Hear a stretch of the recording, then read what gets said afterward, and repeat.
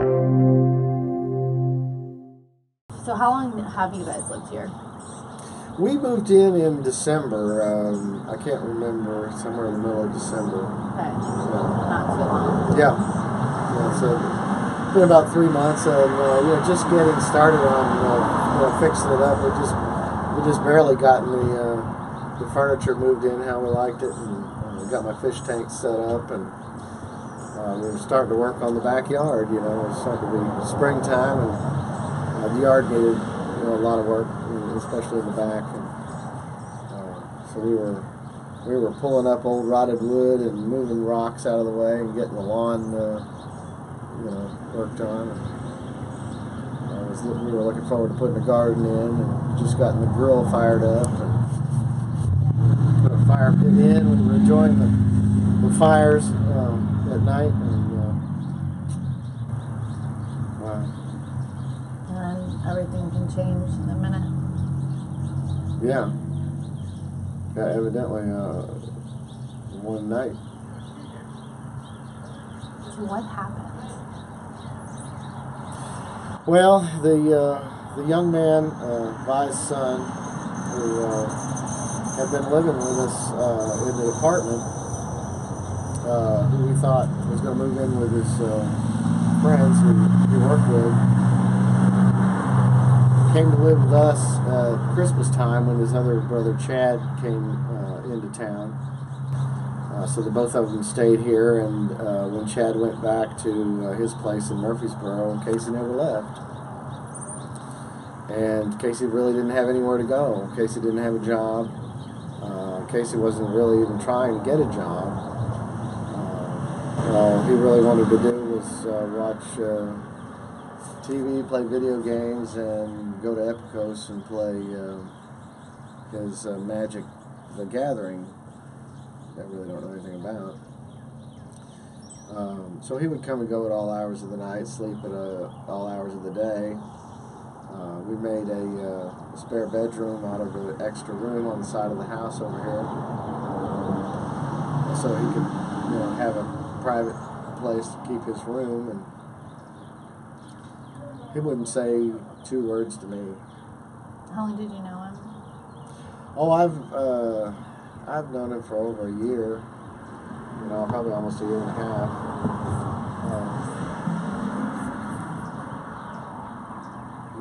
He's attempted suicide a couple times in the past. And has he ever gotten any help? His mother was trying. He this last attempt back in this was October. They had him at Moccasin Bend, and then the Joe Johnson Center was seeing him on an outpatient basis. Of course, unfortunately, we found out that he'd been skipping those appointments recently, and his mother was making plans to take him to the next appointment that she had made. How is she dealing with this? Very frustrated. Very frustrated. She really didn't know what to do, and neither did anyone else.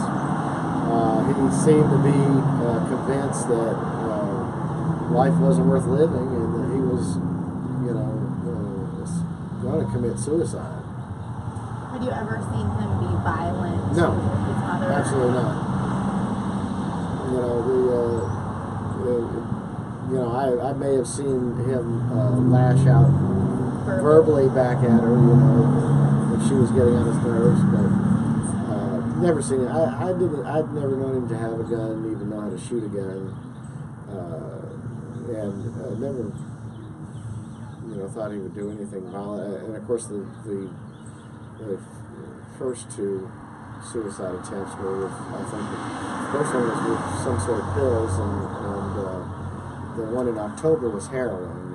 Unbeknownst to us, he had been using heroin for 6 or 8 months, which was completely out of character, because he was working at Amazon and had been promoted, and was, he was going to work 4 days a week. At least that's what we thought. And then all of a sudden one day he up and quits his job, and he's found in a church parking lot, passed out. an attempt to overdose on heroin, and luckily he didn't know how much he needed. He just did enough to knock himself out.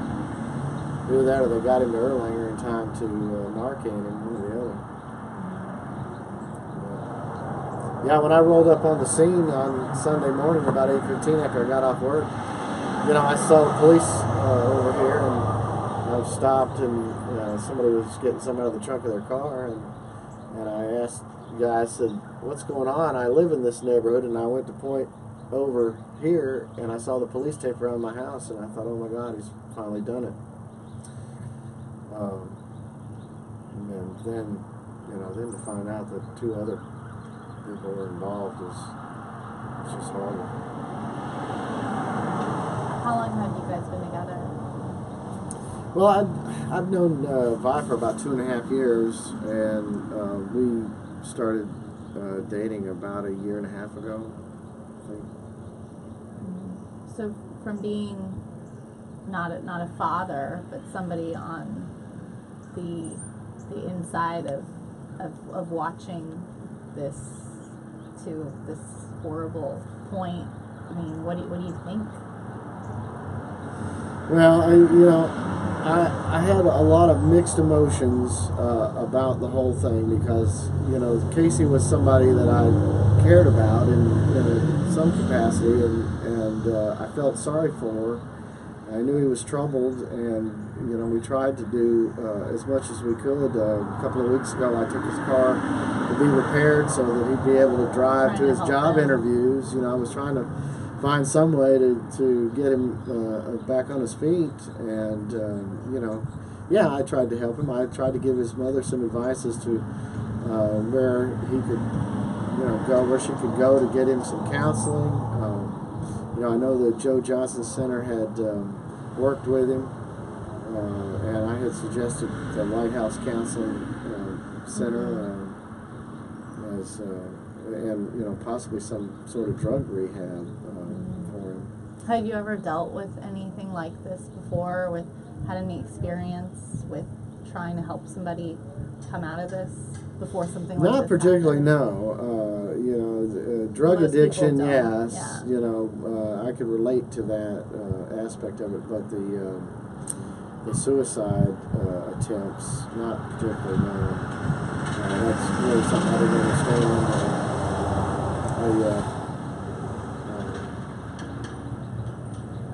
For all these kids and all of these tragedies and shootings, everyone's question is just like, what do we do about this? Well, for somebody in the inside of it, I know. I think his Facebook post will give you a little bit of insight as to the whole societal problem, and that's the fact that they have this belief that they are smarter and better than everyone else. At the age of 23, evidently knows everything, right? And they know that there isn't a God, a higher power. So they're not held accountable to anyone, right? How can you care about yourself or anyone else if you believe that death is just the end of it all?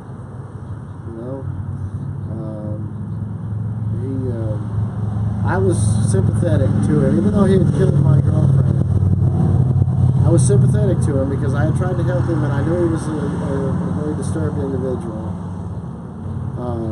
But when I read his Facebook post and realized how methodical he was in his thinking, and how he had no remorse, and I think in a broader sense, we don't value life in this country anymore. In fact, you can read in his post how he wanted to make sure everyone knew that he didn't hurt the precious cat and the dog that were here. He shot his mother twice, and that was okay. But he wanted to make sure everybody knew that the precious dog and cat. We value animals' lives in this country more than we do human life, and that is sad. When you hear something like that and reading something like that on Facebook, of all places, that definitely opens the topic about mental illness. Oh, absolutely. To think absolutely, and this ties right into a lot of these other cases that have been going on with these 20-somethings, these teenagers. To be thinking that way. Yeah. So, people are speculating and talking about it every day. Is it mental illness? Is it the guns? What is it? What do we do? What do you think? I mean, to hit so close to home, it's different than somebody just reading it on Facebook. I don't want to act like I have any answers to these problems. I don't. I don't think anyone does. But it seems to me that a lot of this mental illness stems from this whole rationale that I am God, that there is no accountability to some higher power, and the value of lives, and the value of human life is irrelevant to me being the most important thing. And I think social media feeds into that. It's a different world. Yeah, and if you spend all your time, and he did, in social media, on the computer, in fantasy games, I think you're losing touch with what goes on in the real world, and I think that's where they're losing their humanity. That's scary. It's very scary, and it's not something that the police can go out and arrest people for. You can't say, oh, well, that guy plays 20 hours of video games a week, and therefore he's a suspect. It's a free country. Mm-hmm. But I think the online world is really devastating to the human psyche. People become obsessed with it. Well, yeah, definitely. How are you doing now? Do you feel any closure that they have found Casey? Well, I'm really glad that he was brave enough to take his own life, because I think if they had caught him alive, this would have been a whole other circus that the family didn't need to go through. I feel sorry for Avery Gaines' family. I didn't know them, but I can only imagine the young man who was also shot and killed. And I knew Avery. He would stay with us on the weekends from time to time. He was evidently a regular at Epicos. They played Magic together, and he was over here, every other weekend or so, and they would go out and play Magic till all hours of the night, and then come back and crash here. And I don't really know what his home, where he was living, to tell you the truth. I know he had a travel trailer or something he was living in at one time, but evidently he was selling heroin. We didn't have any idea. We knew that one of Casey's ex-girlfriends had a boyfriend that had been the one that sold, at least that's what he told us, had sold him the heroin back when he was using. Do you think Casey was still on drugs? I'm sure he was. It was. We didn't think he was back on the heroin, but there's no way to really know. Mm-hmm. Could have been anything. Where do you go from here? I know you're packing your stuff. I'm packing it all up. This is not my house. My name is not on the title here. I was involved in the purchase of the house, but I wanted it to all be Vi's. I was very proud of her. Do you want to leave? Not particularly. I enjoyed living here, but this is going to be Chad's house. He'll have to figure out what to do with it. Casey's brother. Yeah, Casey's older brother Chad is here. He'll have to make decisions about what to do about the house. I'm just trying to get out of his way at this point.